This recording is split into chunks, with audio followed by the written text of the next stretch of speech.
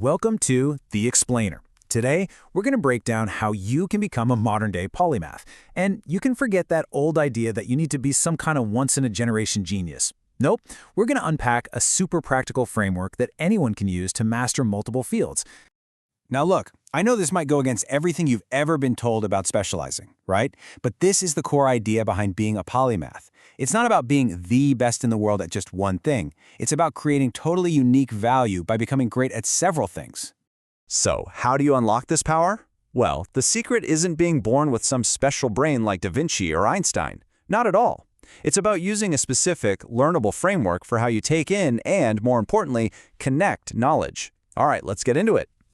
All right, so first things first. Let's dive in by busting some of the biggest myths out there about what a polymath even is. Because trust me, it's probably not what you think. You know, for years, people have tried to explain this away. They've suggested that polymaths are just, wired differently than the rest of us. And two theories in particular got super popular trying to explain this. And what's so fascinating is that these two ideas became huge. You know, the whole multiple intelligences thing, where you can train them up separately, or the classic left brain for logic, right brain for creativity idea. Well, it turns out they're both actually deeply flawed. They just don't have any real scientific support. Yeah, in fact, science shows the complete opposite is true. Think about it. Even something that seems simple, like listening to a piece of music, it lights up pretty much your entire brain all at once. So what does that tell us? It tells us the secret isn't having these separate, isolated skills. It's all about connection. Okay, so here's the crucial point. If it's not some kind of special brain, then what is the real secret to thinking like a polymath? Well, the answer is surprisingly simple. And it all comes down to how you use what you already know. See, it's not about just having knowledge. It's a specific process you follow, a process that transforms all that separate knowledge into real breakthrough ideas. It's an active skill you build, not some passive trait you're just born with. A theorist named Michael Araki breaks this down into a really neat three-part process. So, step one is breadth. You know, getting a little bit of knowledge across a whole bunch of different subjects. Then, step two is depth, where you go really deep and become an expert in a few specific fields. But the most important step, the one that's the real game changer, that's step three, integration. And this special sauce, this engine of polymathy, has a great name for it: cross-pollination.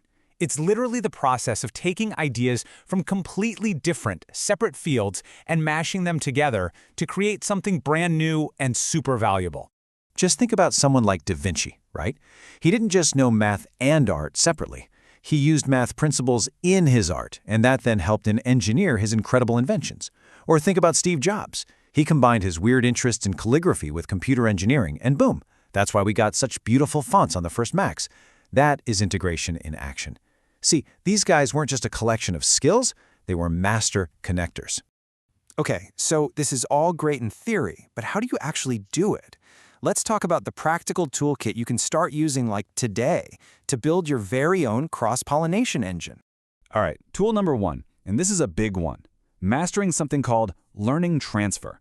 This is really the core skill behind all of integration. It's simply your ability to take something you learned over here and actually apply it effectively way over there in a totally different context. Now, most of us are pretty good at what's called near transfer. You know, you learn to drive a car, so it's not that hard to figure out how to drive a truck. They're similar.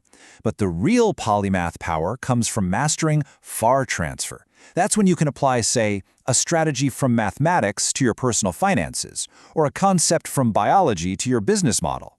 That's connecting the truly unconnected. And it's this ability, this knack, for bridging really distant concepts that leads to those high-value creative breakthroughs we were just talking about. Honestly, this is the kind of skill that makes you totally irreplaceable in today's world. Okay, tool number two is something called analogy thinking. And get this, some neuroscientists believe this is the very foundation of all human thought. It's how we build our mental models of the world, right? We make sense of new stuff by comparing it to something we already get. I mean, how many times have you heard someone say, oh, it's like the Uber for? That is a perfect example of analogy thinking in action. So, having the tools is awesome, but it's only half the battle. You also got to have the right mindset to actually put them to work. Because without the right mindset, honestly, these tools are pretty much useless. So, there are two mindsets here that are just absolutely crucial. First up, you need an experimental mindset. This means you treat everything you do as a test, not a final exam where you pass or fail. And second, you have to cultivate a beginner's mind. That means always staying curious, always staying open, even in subjects where you think you're already an expert. And that right there is such a powerful way to reframe things. A failure or a setback, it's not the end of the road. It's not proof that you were wrong. It's just a vital, necessary part of the whole process. Think of it like this. It's just valuable data you get to use for your next experiment. Okay, so you've got the tools, you've got the mindset, so now what? How do you actually put all of this together and start your own polymath journey? Let's make it concrete. Here's a super simple, actionable plan to get you started. Step 1. Pick 3 diverse interests and make sure they're actually different from each other. Something like, say, psychology, programming, and music. Step 2. Actively hunt for the overlaps. Look for the shared principles, the points where they connect. And finally, Step 3. Integrate them. Combine what you know from those fields to solve a real problem, or even better, create something totally new. You know, the world we live in today doesn't just need more specialists. It desperately needs more people who can connect the dots in new and creative ways. So I'll leave you with this final question. What combination of skills is going to be yours? What will you integrate?